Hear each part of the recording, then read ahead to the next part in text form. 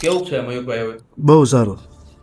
શું તકલીફ થતી પહેલા? પેલા આપણને એ હતું કે પગ મંડાતો નહોતો, હાલતું નહોતું, ચલાતું નથી કોઈ વસ્તુ. જમવામાં, બેહવા, ઉઠવામાં હંધી રીતના તકલીફ પડતી હતી. ટૂંકમાં 2 મિનિટે ઊભું નહીં થતા, કોઈ ચલાતું વસ્તુની નહીં. પગ મૂકી તો આપણને બહુ દુખાવો થતો. ક્યાં ક્યાં દુખાવો થતો? આખા અહીંથી ને ત્યાં આખા પગ લગી. કમરથી એક સાઈડ ડાબી બાજુ પગમાં દુખાવો હતો. હા. કેટલા સમયથી તકલીફ હતી? 4 મહિના જેવી 4 તકલીફ. મહિના જેવી તકલીફ. ઓમ જો ને તો 6 મહિના જેવી તકલીફ હતી. અસહ્ય દુખાવો હતો. બહુ હતી. રોવાઈ જાય શકાતું, બે સાહેબ. ઊભું નહીં હા, કોઈ હંધી વસ્તુ. આજે 5મી વાર છે. હા. પહેલા 4 વાર ટ્રીટમેન્ટ કરી. હા. આ ટ્રીટમેન્ટ થયા પછી હવે દુખાવામાં કેટલો ફેરફાર છે? અત્યારે માનો ને તો 95% જેવી મને બહુ રાહત થઈ ગઈ. અત્યારે કેટલીક વાર ઊભું રહેવાય? અત્યારે તો માનો તો કલાક જેવું ઊભું રહેવાય. કોઈ વસ્તુ હતા ને તકલીફ નથી. મેઇન તકલીફ તમને શું હતી? આપણે મારે કરાવ્યો હતો ત્યારે કે L5 રેટ્રોલિસ્થેસિસ અને L5 S1 વચ્ચે ગાદી ખસી ગઈ, નસ દબાતી હતી.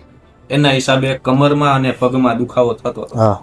આપણે જે ટ્રીટમેન્ટ કરી એ શું કર્યું કે L5 S1 વચ્ચે જેમ સ્પેસ ઓછી થઈ ગઈ હતી, L5 S1 વચ્ચે એટલે આ જગ્યાએ, હા. આ કેમ ઉપર ગાદી ખસી હા. ગઈ છે, આ જગ્યાએ ગાદી ખસી ગયેલી હતી. અહીંયાથી નસ દબાતી, દબાતી હતી. હા. આ નસ ત્યાંથી લઈને આખા પગમાં જતી હતી. જતી હતી. આ નસ દબાતી તેના હિસાબે કમરમાં આખા પગમાં લેફ્ટ સાઈડ હા. બાજુ દુખાવો રહેતો. દુખાવો થતો. આપણે જે સારવાર કરી એમાં શું કર્યું કે જે આ નસ મણકા દબાયેલા હતા, L5 S1 વચ્ચે જગ્યા ઓછી થઈ ગઈ હતી એટલે ગાદી ઉપર તો દબાણ હતું. હા. જે દબાયેલા હતા એ દબાણને આપણે ખોઈલા. છૂટું કર્યું. છૂટું કર્યું.